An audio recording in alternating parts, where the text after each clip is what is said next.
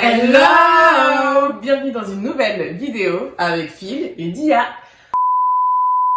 Aujourd'hui, on est content de vous retrouver à deux. Oui, effectivement, la semaine dernière, on était toutes seules. Mais là, je suis de retour avec ma chère Phil.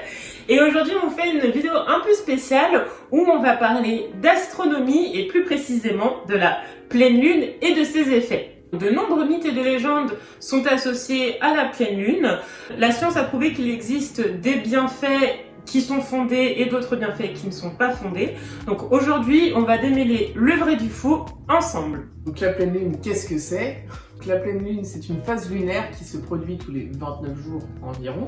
On parle de pleine lune quand la lune, le soleil et la terre sont à peu près alignés. Cela signifie qu'à cette date, la lune se lève lorsque le soleil se couche et qu'elle se couche le lendemain quand le soleil se lève. La face présentée par la lune est complètement éclairée, d'où le nom de pleine lune. Donc pour ce qui est des on-dit des choses qu'on attribue à la pleine lune, on a déjà tous entendu la phrase de « Ah, j'ai mal dormi, j'ai fait une insomnie, ah oui, bah c'était parce que c'était la pleine lune ». On l'a déjà tous entendu, ok? On est d'accord? Croyance populaire. Croyance populaire ou pas, c'est ce que nous allons voir maintenant. Il y a une étude scientifique qui est sortie sur le sujet, les scientifiques se sont intéressés parce que c'est quelque chose qu'on entend très fréquemment, donc ils ont voulu vérifier ce on-dit.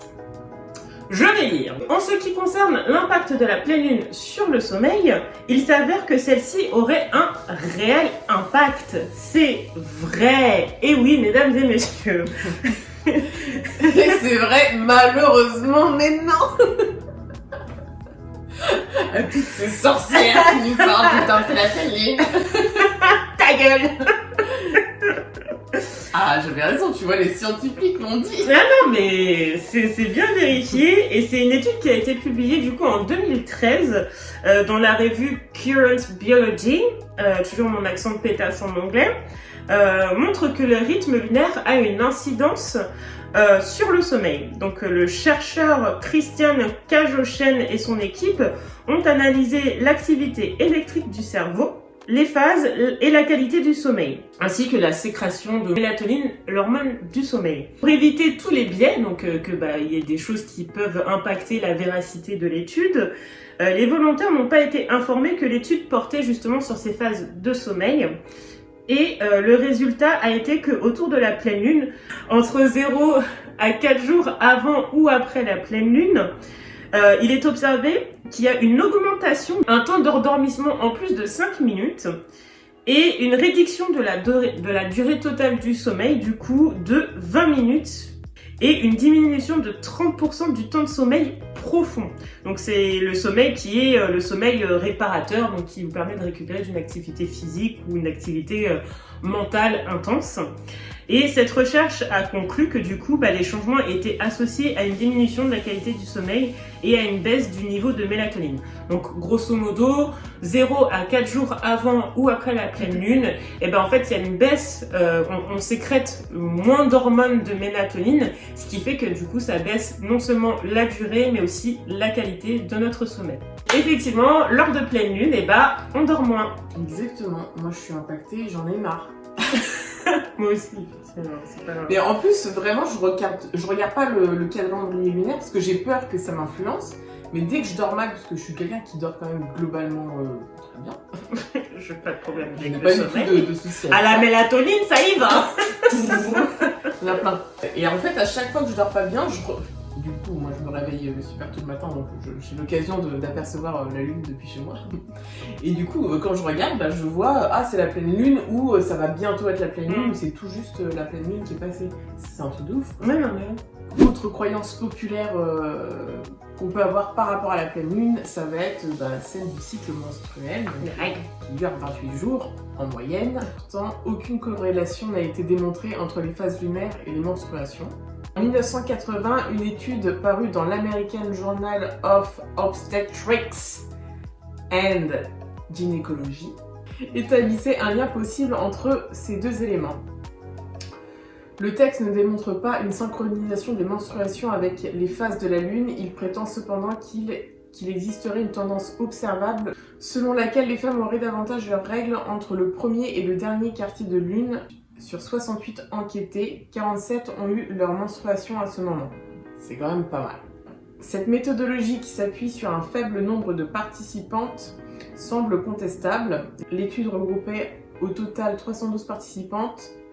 Seules 68 d'entre elles avaient un cycle menstruel proche en durée de celui de la Lune, donc 29 jours et demi en moyenne, soit 21% du panel total. Les autres 78% sont exclus des conclusions de l'étude, ce qui prouve que c'est une légende, car statistiquement, environ une femme sur deux aura ses règles à plus ou moins 3 jours avant ou après la pleine lune. Donc... Mais moi personnellement, je trouve pas que ça m'a impacté.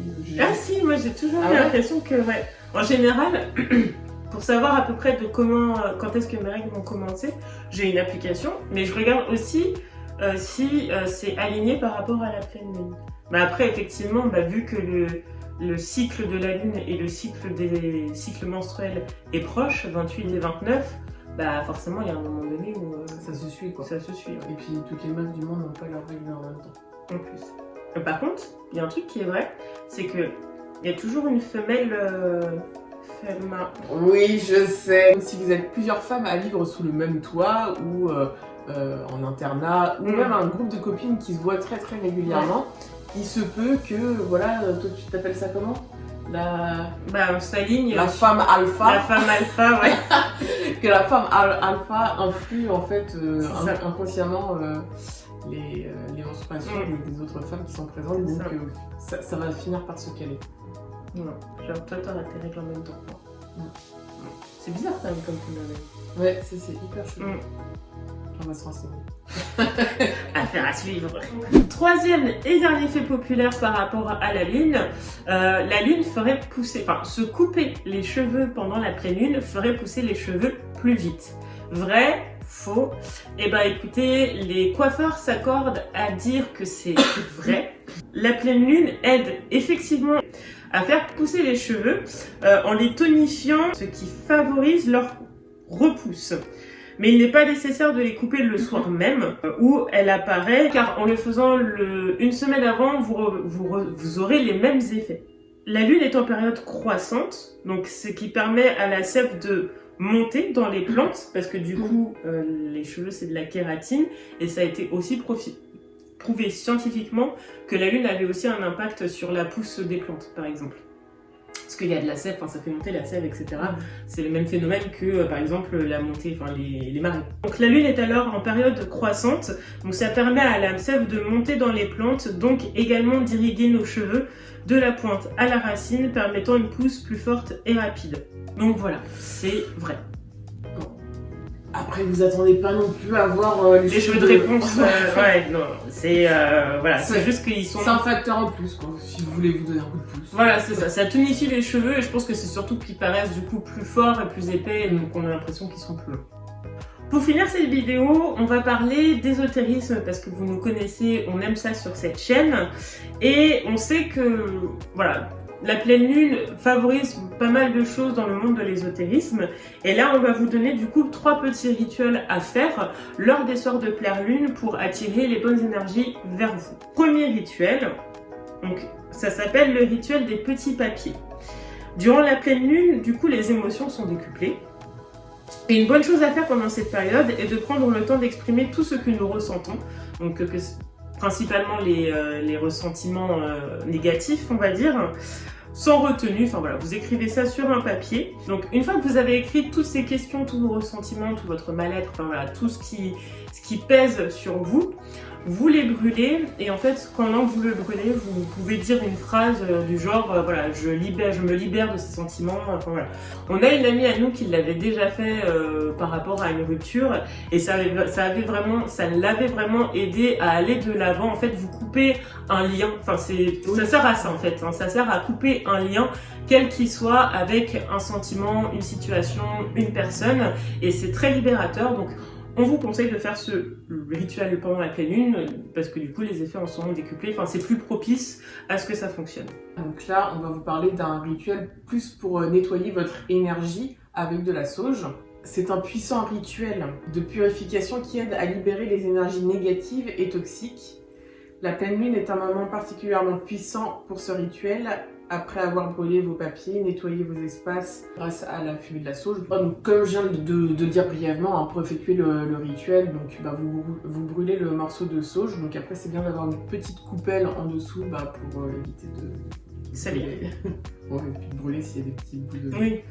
Voilà, nous on n'est pas responsable de ça. Petit disclaimer. Et donc en fait, vous en passez un petit peu autour de vous et bien aux 4 coins de la pièce où vous êtes. Après le rituel, ouvrez toutes les fenêtres de chez vous pour faire sortir la fumée et laisser entrer un petit peu comme une nouvelle énergie. Idéalement au clair de lune, si vous faites ça le soir pour faire entrer la bonne énergie et Le dernier rituel que vous pouvez faire lors des pleines lunes, c'est recharger tous vos outils spirituels. Donc la pleine lune, encore une fois, comme on le dit, on amplifie toutes les énergies et c'est donc le moment idéal pour recharger tout ce qui va être cristaux, huiles essentielles, vos bols tibétains, etc. Je me demande même si tu peux pas recharger ton pendule pendant la pleine lune. Ouais, si, ton pendule. Voilà. Et pour les charger, en fait, il faut définir votre intention sur chaque objet.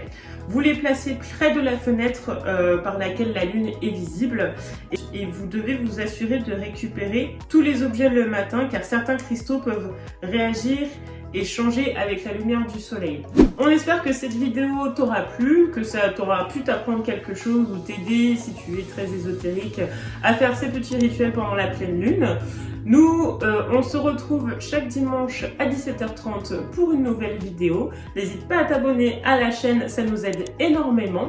Et écoutez, on se dit à la semaine prochaine du coup pour une nouvelle vidéo. Ciao ciao!